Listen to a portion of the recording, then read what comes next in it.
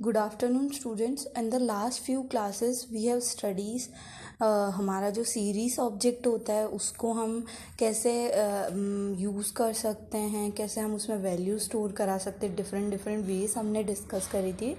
But अब students हम लोग को पता है कि हमने कोई भी चीज़ स्टोर करवाई है, उसको लिखने का तरीका देखा है, तो कहीं ना कहीं हमको बाद में जाकर उसका यूज़ है तभी हम उसको लिख रहे हैं. तो बेसिकली अगर हमने कोई भी ऑब्जेक्ट लिखा है तो नियर फ्यूचर हमें उसका यूज़ करना ही पड़ेगा. तो अब हम क्या तरीका देखेंगे, accessing a series object and it's elements. मतलब कि जो हमारा डेटाबेस में सीरीज ऑब्जेक्ट स्टोर है हम उसको कैसे एक्सेस कर सकते हैं या फिर हम उसे कैसे यूज़ कर सकते हैं. तो इसके डिफरेंट डिफरेंट तरीके दे रखे हैं. तो सबसे पहला दे रखा, once you have created a series type object you can access it in many ways. बहुत सारे तरीके हैं कि आप सीरीज ऑब्जेक्ट को कैसे एक्सेस कर सकते हैं. सबसे पहला तरीका accessing the individual elements. Accessing the individual elements का क्या मतलब है कि आप चाहते हैं कि एट अ टाइम आप एक ही एलिमेंट को एक्सेस करना, इंडिविजुअल मतलब सिंगल एलिमेंट को एक्सेस करना चाहते हैं तो कैसे करेंगे. तो access the individual elements of a series object you can give इस index in square bracket along with its name. ये तरीका दे रखा है, ये एक सिंटेक्स दे रखा है स्टूडेंट्स. ये आपकी बुक में सब कुछ दे रखा है. मैंने आपको इन सब चीज़ों को शॉर्ट शॉर्ट में समझा रही हूँ क्योंकि ये सब चीज़ें बोर्ड, इतने सारे एग्जाम्पल्स बोर्ड पे लिखना पॉसिबल नहीं है. इसीलिए मैंने थोड़ी सी थ्योरी लिख के आपको बुक के स्क्रीनशॉट दिए हैं जिससे कि आपको एग्जाम्पल भी समझ में आए और थ्योरी भी अंडरस्टैंडेबल हो. ओके स्टूडेंट्स, तो सबसे पहला तरीका क्या है, हमें कोई भी इंडिविजुअल ऑब्जेक्ट मतलब एक ऑब्जेक्ट को मेमोरी से लेके आना है. तो इसका सिंटेक्स क्या होता है, सीरीज ऑब्जेक्ट नेम देन उसका वैलिड इंडेक्स. मैंने आपको बताया था कौन सी मेमोरी लोकेशन पे वो स्टोर होता है. सपोज एक एग्जांपल देखते हैं, इसमें क्या दिया है, following figure shows you the element access from the object object 5, 6, 7, 8. हमारे पास यहाँ 4 ऑब्जेक्ट है, हमको चारों की वैल्यू गेट करनी है. तो हमने क्या लिखा है, ऑब्जेक्ट 6 ब्रैकेट में क्या लिखा है 3. तो हम क्या बोलना चाहते हैं कि ऑब्जेक्ट 6 के अंदर जो थर्ड इंडेक्स पे वैल्यू स्टोर्ड है हमें वो गेट करनी. तो क्या स्टोर्ड है, 20 आ गया. अब ऑब्जेक्ट 7 दे रखा है, उसके हम कौन सी वैल्यू गेट करना चाहते हैं, मतलब कौन से इंडेक्स की वैल्यू गेट करना चाहते हैं, 9. तो उसको ये लिखने का तरीका है. ऑब्जेक्ट 8 की कौन सी 11th वैल्यू एक्सेस करना चाहते हैं, वो है 121. तो ये लिखने का तरीका है. पहले उस ऑब्जेक्ट को लिखें जो आप मतलब सीरीज ऑब्जेक्ट को लिखें, देन ब्रैकेट के अंदर वो लिखें जिस इंडेक्स की आपको वैल्यू चाहिए. ठीक है स्टूडेंट्स, तो रीड इट केयरफुली. कुछ डाउट हो तो यू कैन आस्क मी.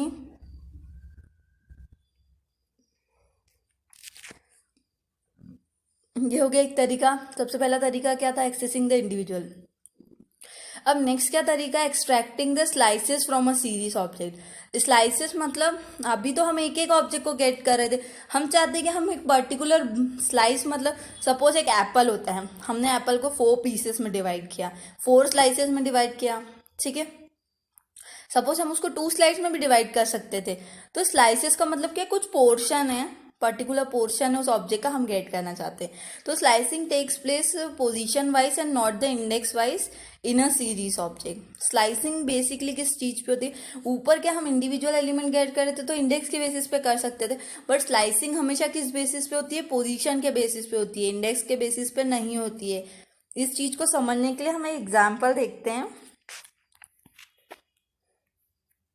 देखिए, to understand let us consider the same series object. Now internally there is a position associated with the element. First get the position 0, second element get the position 1 and so on.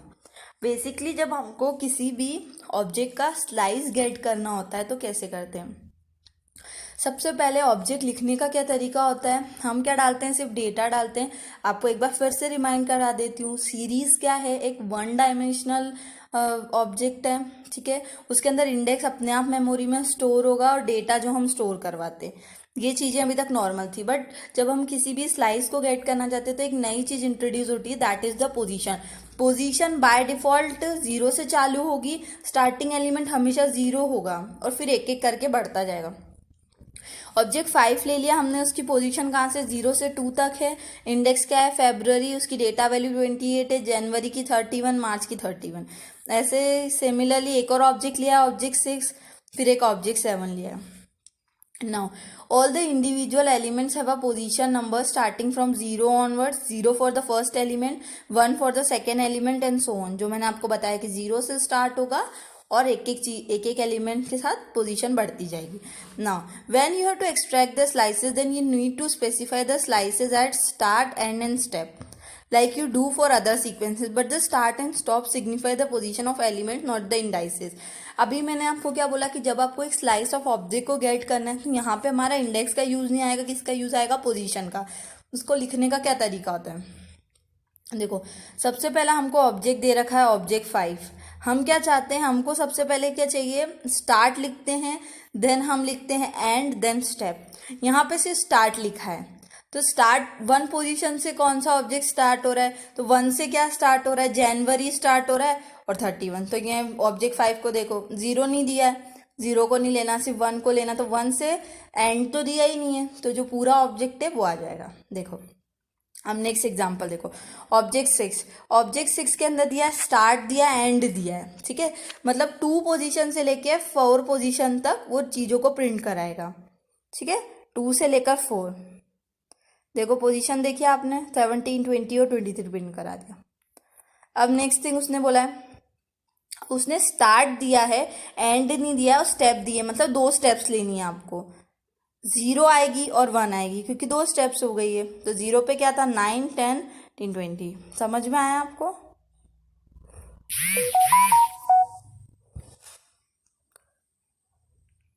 Okay students, तो आप लोग को समझ में आ गया कि आपको individual element gate करना है तो कैसे करेंगे, और अब आपको स्लाइस ऑफ एलिमेंट्स गेट करना है तो कैसे करेंगे.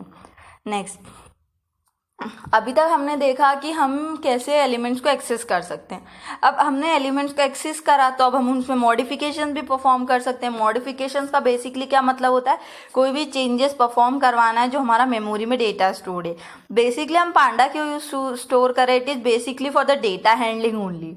तो डेटा पे ही मैनिपुलेशंस करने हैं हमको. तो पहला तरीका क्या है, modifying the elements of a series object. Now the data value of a series object can be modified through the item assignment. तो देखते हैं हम कैसे करते हैं आइटम असाइनमेंट के थ्रू. एग्जाम्पल दिया हुआ है, ये इसका सिंटेक्स है, आपको याद रखना, आपसे एग्जाम में पूछा जा सकता है कि ये किसका सिंटेक्स है. सिंटेक्स का मतलब क्या होता है, एक पर्टिकुलर रूल के अकॉर्डिंग इसको ऐसे लिखा जाता है, बाद में हम हमारी उसमें वैल्यूज पुट कर देते हैं. That is a series object. और सिंटेक्स कभी भी चेंज नहीं होता है, हमेशा याद रखना जैसा बुक में दिया है वैसा का वैसा ही रहेगा. Series object index equals to new data value. Start और स्टॉप, यहाँ पे हम इंडेक्स भी ले सकते हैं और चाहे तो स्टार्ट और स्टॉप एलिमेंट भी ले सकते हैं. इसको एक एग्जाम्पल के थ्रू मैं आपको समझाती हूँ. देखो यहाँ एक 50 मेमोरी लोकेशन है, उस पर हमने ऑब्जेक्ट 1 लिया.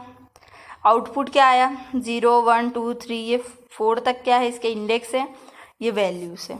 ठीक है, अब 51 पे गए, जब हमने ऑब्जेक्ट 1 के 0 इंडेक्स पे वैल्यू देखी तो क्या थी, 1.50. बट यहाँ पे क्या दे दी, 1.85. समझ में आया, यहाँ पे क्या वैल्यू थी स्टार्टिंग में, 1.50. अब हम क्या चाहते हैं, हम ऑब्जेक्ट 0 की वैल्यू बदलना चाहते हैं खुद से मैन्युअली. हमने उसको क्या पुट कर दी, 1.85. फिर से ऑब्जेक्ट 1 को प्रिंट कराया तो देखो अब 0 की जगह क्या हो गई, 1. मतलब क्या चाहते हैं हम कि हमारे पास एक सीरीज ऑब्जेक्ट दिया हुआ और हम चाहते हैं कि हम 0 इंडेक्स की वैल्यू बदल दें. तो उसको बदलने का क्या तरीका हो गया, डायरेक्टली आपने ऐसा लिख दिया. ठीक है, अब आगे देखो, आप क्या चाहते हैं कि अब हमने क्या किया, ऑब्जेक्ट 1 के अंदर 2 से लेकर स्टार्ट से स्टॉप, मतलब 2 से लेकर 4 तक की वैल्यू क्या रख दी, -15.75. ठीक है, 2 से 4 तक के बीच में क्या आता है, 2 आता है, 3 आता है, तो 2 और 3 की क्या वैल्यू हो जाएगी, 15.75. तो देखो 2 और 3 की इंडेक्स की वैल्यू चेंज हो गई, -15.7, -15.7. ठीक है, तो अब चाहे तो एक एलिमेंट की वैल्यू भी चेंज कर सकते हैं, चाहे तो 2, चाहे तो 3. ठीक है, नेक्स्ट एक और एग्जांपल दिया हुआ है, स्टार्ट एंड इन 2 एलिमेंट्स. ठीक है, तो यहाँ पे क्या था, 1 पे हमने वैल्यू चेंज कर दी, 380 हो जाएगी. एंड क्या होना चाहिए था, 5 पे होना चाहिए था, तो 4 आएगा. ठीक है, और 2 एलिमेंट्स होना चाहिए थे. मतलब अगर 1 और 5 दिया हुआ है तो मतलब उसके बीच में कितने एलिमेंट्स होने चाहिए थे, मतलब 2 होना चाहिए था, देन उसके बाद 4 होना चाहिए था. ठीक है स्टूडेंट्स, now next thing, ये तो आपने देख लिया कि कैसे आप एक वैल्यू को मॉडिफाई कर सकते हो, कैसे आप ग्रुप ऑफ वैल्यूज़ को मॉडिफाई कर सकते हैं। नेक्स्ट थिंग अब आपको बताना है मुझे कि इंडेक्स को कैसे रीनेम कर सकते हैं। अभी तक तो हम इंडेक्स की जो वैल्यू डालना चाह रहे थे वो डाल रहे थे। सपोज हम चाहते हैं कि हम इंडेक्स का नाम ही चेंज कर दें। एक बार इंडेक्स आ रहा था ABCD, फिर हम चाहते हैं वो WXYZ हो जाए, तो इंडेक्स कैसे चेंज करेंगे। देखो, एक ऑब्जेक्ट 2 ले रखा है, इसके इंडेक्स क्या आ रहे हैं ABCDE, उनकी वैल्यूज़ आ रही। अब हम चाहते हैं कि ये ABCD VWXYZ, तो इसको कैसे हम object 2 dot index equals to हमने ये डाल दिया। अब हम प्रिंट करा रहे हैं, देखो सब चेंज हो गए सक्सेसफुली। ठीक है, तो ये क्या है ना, डिफरेंट तरीके हैं जिसके थ्रू आप इंडेक्स भी चेंज कर सकते हो, वैल्यू, मतलब ये this are the data manipulation.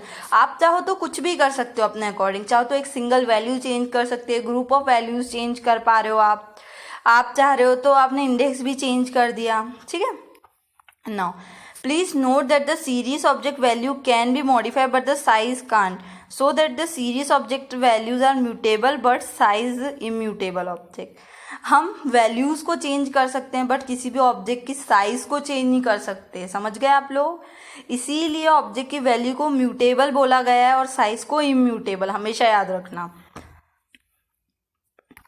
पहला तरीका मैंने आपको बता दिया था कि कैसे हम मैनिपुलेशन कर रहे हैं, that is modifying the elements.